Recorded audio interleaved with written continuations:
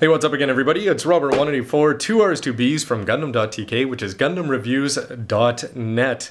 And what I've done for the last couple years is, in addition to a year in review and some predictions for what kind of kits we're going to be getting in the future, I've also taken a look at my favorite kits of the year. So this is a calendar year, January to December, and this one's a little bit late because I was waiting to finish building this guy, the massive Master Grade Full Armor Unicorn Gundam. Somewhat ironic that it's not going to make the list, although it's a sure nice honorable mention as a fantastic paperweight that just looks good weighing down your paper. But anyway, these are only from the ones that I have built myself. I think I've built about 30 new kits from this year. A lot of them just small ones from Age. But anyway, if I didn't build it, even though there's some great models out there, it won't be on the list. So without any further ado, here's my 5, 4, 3, 2, 1, my best kits of 2011.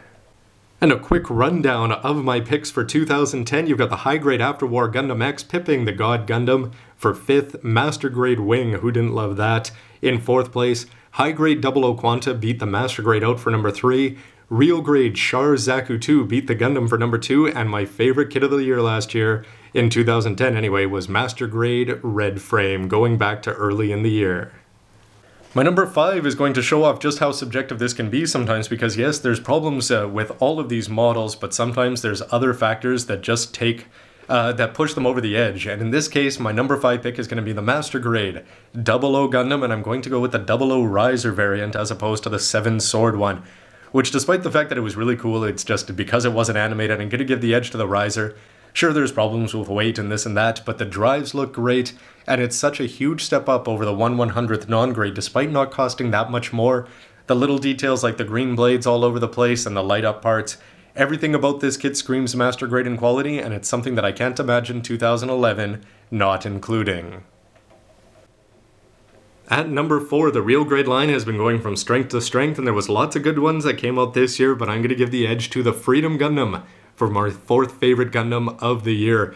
This kit, despite its price, we're talking 2,500 yen, and you're getting Master Grade quality in here. Certainly going to beat some of the old Master Grades, that's for sure. A great inner frame, the wings with all sorts of things, gimmicks that the Master Grade does not have, like splitting into 7 wings instead of 5. Everything about this, there's not a single color application missing here, and I haven't bothered to put on many of the stickers that they generously give you. You can make this kit look great out of the box with just a lining marker and the included decals, and I think that's something that a lot of people did, and it just makes me all the more excited to see what kind of real grades we'll be getting in the future. Coming in at number 3 is the similarly sized, though it's a down a grade, we've got the high grade Future Century Nobel Gundam. And yes, it's not a perfect kit, but it does a few things very, very well. I'm talking about the way the hips are able to move, the way they brought out the shoes and things like that, the ribbons and the seals, they don't detract from it at all, and it looks exactly like a Sailor Moon Gundam should.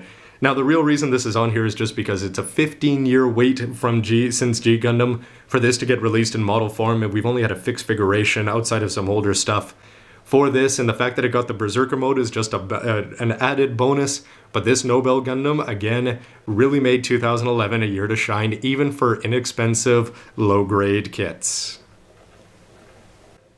And number 2, same size, same grade, and I wonder if a high grade could ever pip my number 1. But no, I was incredibly impressed with some of the high-grade Age kits. The Age 1 Normal just does an amazing amount of things. You can really see that they put a lot of effort into kicking off this new line properly.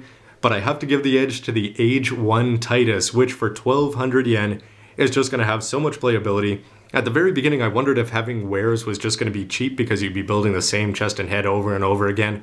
But there's so many other differences with all the limbs here, as you can see. The bonus of 1,000,000 effect parts, literally. And then just the fact that you can move him in every direction. There's no color reps that are missing, despite the fact that this is in a high grade. You can even see it up there in the head. You can see the gray on the fist there, and just the sheer playability and seeing it used well in the end of the anime certainly doesn't help its chances. But my favorite kit of the year really does have to be a Master Grade, I figured, and again, similar to Master Grade Red Frame going back to early in the year, my pick this time is the Master Grade Death Scythe Hell, the custom or Endless Waltz version, which for me, it just epitomizes Gundam going back to the 90s and Gundam Wing and kicking off the rage all around the world outside of Japan. It's great to see this kit brought to life. It's got such playability, the bat wings work fantastic. You can cover it up, the effect parts are great, the head sculpt is just great, the ingenious inner frame. But most importantly, it's just been long overdue, and it looks so good next to the Endless Waltz Wing Zero that this is something that I can't wait to have all 5, and this being this first or the second, if you want to call it that. It's just something that I was much anticipated, and it did not disappoint in the sense, and it captures the anime probably better than any kit I've seen, at least this year. I can think of a whole bunch of honorable mentions to throw onto that list as well, but in the end, those are the 5 that I'm going to stick with, and why don't you let me know what your picks are? Oh, and Master Grade Epion should be here with the honorable mentions. But that's just me, and I'd love to hear from you. What were your favorite kits? In previous years, people just write which kit they built this year that they really liked, and that's great, but what about 2011 specifically? Which ones were your favorite kits? And of course, this is just setting us up, hopefully to be getting some great new kits in 2012 from Age, High Grade, Real Grade, Master Grade, and maybe even Perfect Grade again, everybody. Thanks for watching, see you next time, and let me know what you think. Always great to hear from you, and we'll see you again for this kind of year-end wrap-up next year. Bye. Get out of here, the lot of yous.